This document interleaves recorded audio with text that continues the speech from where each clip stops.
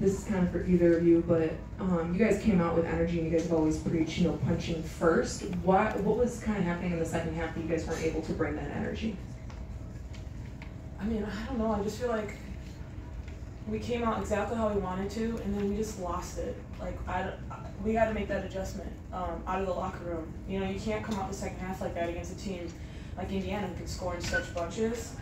And, I mean, I'm happy with how we started, but we have to make it consistent throughout the 40-minute game. I mean, obviously film will show you, what is going to be there, but like this has been a theme lately, you guys. You guys are in for like 38 minutes and then it's gone. So how do you guys try and find that consistency, especially with a postseason push on the line? I mean, all that it really comes down to is you have to play through it. I mean, there's not much practice time to kind of replicate those kind of situations. So we have to learn from game to game, as cliche as it sounds.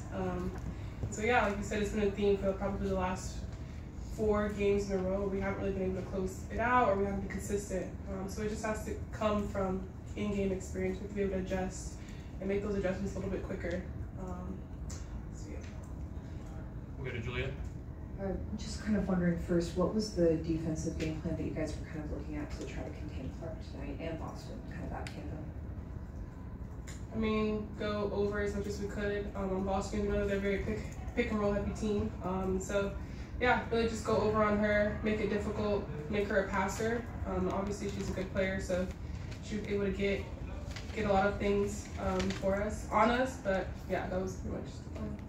And then for both of you, just when you're looking, especially going into a road trip, when you're looking at kind of a losing streak like this one, how do you mentally prepare for this road trip and trying to break that? Desperate. We need to play desperate. Like, we have to give everything we have, every single night, every minute on the court. It's not going to be pretty. We got to learn how to play through adversity. That's another thing that we need to grow from. We were a younger team, but who cares? No one cares. No one feels bad for us. We got to play through it. We got to stop fouling. But we got to start playing desperate. We have to take it to a whole other level of, do we want to be in the playoffs or not? Are we going to just pack our bags and go home? Let's figure it out right now. So we're about to play 2 really good teams. Minnie and Vegas are tough and on the road. So who cares? No one feels bad for us. We got to figure it out. We need to go in there and act different. Like, we got to be desperate for this. We'll go to Annie. Guys, it's straight loss, but obviously, unlike the last, this is double digits. What's missing? What's missing from this team right now? I mean, obviously, it hurts not having Kennedy too. Like, that's an obvious missing piece. Our leading scorer, right? But I think in the locker room we discussed it's defense. I mean, obviously, offensively, we got to take care of the ball, and there's stuff we need to clean up. We need to execute better. But we're going to win games against teams like this playing defense and finishing possessions. And I thought we a lack of effort at times. We played through the whole thing. We played through the whole shot clock, and then we'd either foul or we would give them an offensive board score. And that's kind of unacceptable. We'll go to David, front row on your left. This is really for both of you. How do you stay motivated after a game like this, and what message do you like to tell to the locker room going forward? I mean, we're professionals. I mean, this is our job. So, I mean, you come to work every day to be better and be the best version of yourself, and that should be motivation within itself. Losing something like this and losing, 5 games in a row, that for me motivates me. I think in the locker room it's the same sentiment as well. I don't want to be a loser. We don't want to be losers. And we're in a position right now where we can be successful. Like, we are still in playoffs even throughout the adversity. And so that, I know people in the locker room are very motivated, and we're going to go into Minnesota, do our best, go to Vegas to the best we can as well, and hopefully we have a different outcome. If you're not motivated getting your ass whooped, then we got a problem. Then don't put on the uniform, because you better feel this in your chest. We'll go back to Julia. You both touched on this a little bit, just offensively. It seems like it's taking a little bit for you guys to get into your sets, into your action, and then you're having to kind of push at the end of the shot clock. What do you think is maybe the motivating factor in that, and how do you break out of that, especially with Kennedy being a little bit undetermined just in terms of her availability? I mean, we've kind of implemented a little bit more of a offense that helps us move the ball, because we have had situations where we are a little stagnant, and we have kind of addressed that. It's new for us, obviously having rookie bigs who are not really used to coming out of the paint at times. And so that's just really a work in progress. Like I said, it's kind of new for us that we put that in, but we'll get better at it. I think right now that's probably our best offense, moving the ball, cutting, using the screen. And so I think we'll just, as time goes on, we'll get better at it. We'll go to Zachary. Michaela, you and Lindsay really were instrumental in getting out on a huge run at the beginning of the game. You all worked really well as a tandem, helping to fill the void with Kennedy's absence. Could you just describe like the chemistry that you two have that went into that collective performance tonight? Yeah, I mean, I respect your question, but I don't really care about how we didn't win. That for me is the most important to me.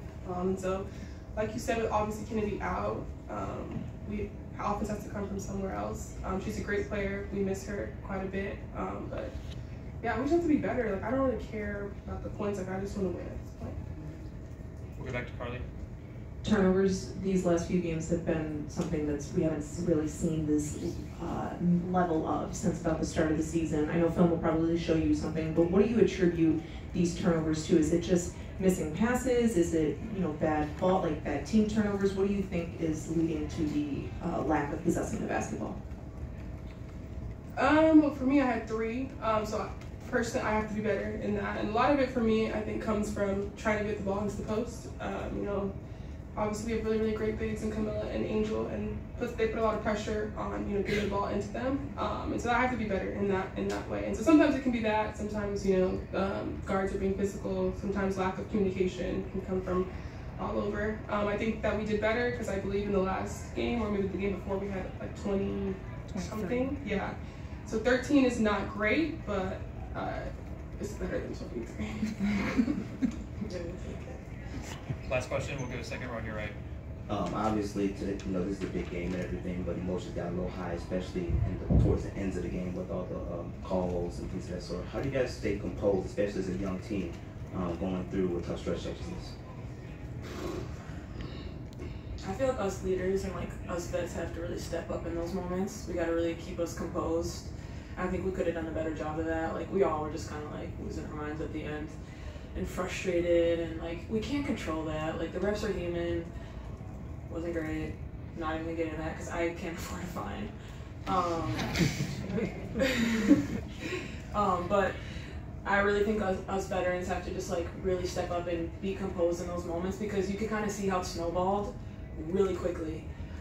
So we gotta be better in those moments of trying to like cut it down, because I mean, I don't know how many they shot. It felt like 300 free throws in the fourth quarter.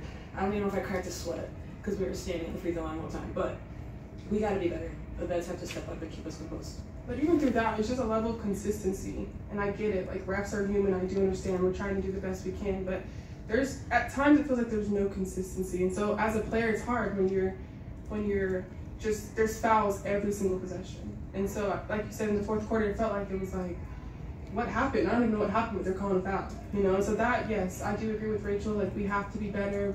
We have to be as leaders, we have to be held accountable for that, but it's just like there's a level of consistency that it's just not there. So that's just the one thing we're just asking, like, okay, call whatever, but at least be consistent on both sides. Thank you, players.